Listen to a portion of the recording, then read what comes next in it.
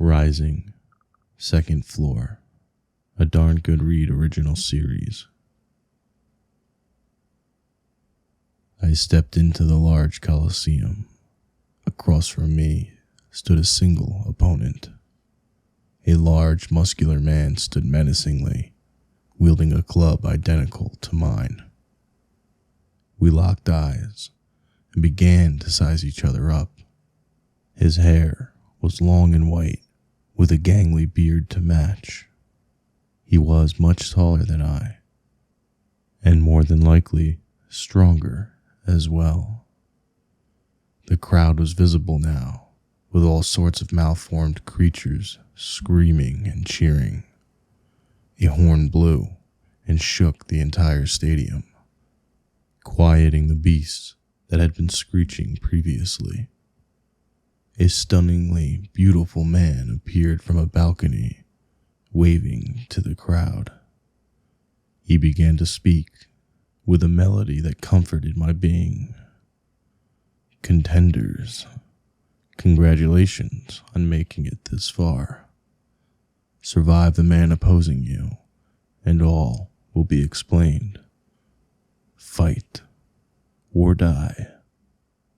Another horn blew, and I started walking toward my opponent.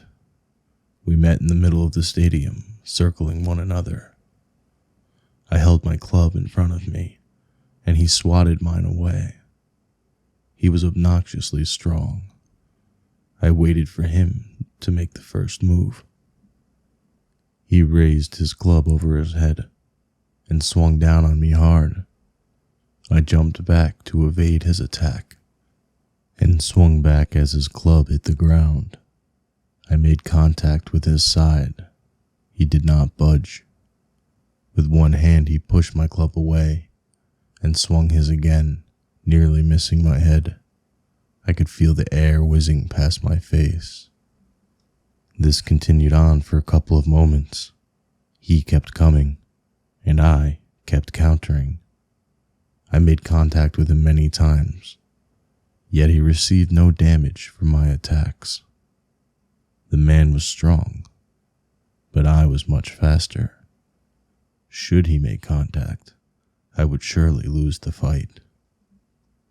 He raised his bludgeon again, and as I stepped back, I tripped to the ground. He missed me narrowly, leaving a crater in the dirt between my legs. He gave no hesitation and swung downward again. With two hands, I raised my club to meet his, inches from my head. He swung again and again. I could feel my bones fracturing in my arms as our clubs clashed together. My opponent let out a roar as he swung again. This time my club split in two. I waited for him to raise his arms again. As the club whistled toward the ground, I rolled out of the way and back onto my feet. I raced toward him, plunging one half of my club into his armpit. He punched me in the face, knocking me back. I spit out the teeth he had knocked loose and prepared for another assault.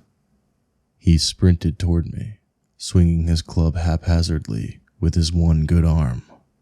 He was much slower now, but I couldn't find an opening in his violent assault. I hadn't realized how far he had backed me up until I felt the cold stone wall behind me. He was merciless with his attack. I stepped into the range of his club, allowing him to hit me in my side.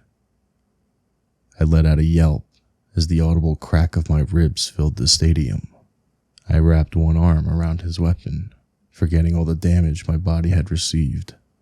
He tried to pull his club away as I lunged toward him. I pushed the other half of my club deep into his neck. The blood spurted out, staining the dirt as he collapsed to the ground. Clutching my side, I made my way to where the speaker had been. I fell to my knees and waited for the angelic man to begin speaking. As he did, it felt like my pain was melting away. Congratulations, warrior. You have fought valiantly and shall proceed." He gestured toward a gate that was opening. I walked slowly toward the gate to find a set of stairs. I started my ascent, which was hard to climb with my battered ribs. Finally making it to the top, I came to a decorated room. A large table was filled with food and drink. There were only 2 chairs. I sat at one and began to feast. Moments later, the man walked through the door and sat at the far end of the table. I was enamored by the beauty of this being. His flawless skin seemed to radiate light from within. I had forgotten all about my meal and lost myself in this being's presence. He began to speak, and I became mesmerized by his deep voice. "Mortal, you have been given the opportunity of a lifetime," he stated with a smirk. "Continue to fight and win, and you shall be rewarded handsomely. As you ascend the tower, your fights will become more difficult. Should you persevere to the top, I will grant you any wish that you desire. Rest your strength for now. I, your king, shall call upon you soon," he said as he stood up and walked toward me. I was frozen as he reached his hand toward me. Placing it on my head, "I will be waiting for you at the top, cruel." King disappeared with a puff of smoke. All of the years walking, being torn apart by sand, I had forgotten my own name. Cruel. I did as my king commanded. Finishing my feast, I stood and followed through the only door in the room. It led to an extravagant room filled with any commodity one could ask for. I waited patiently to be called upon to fight once more.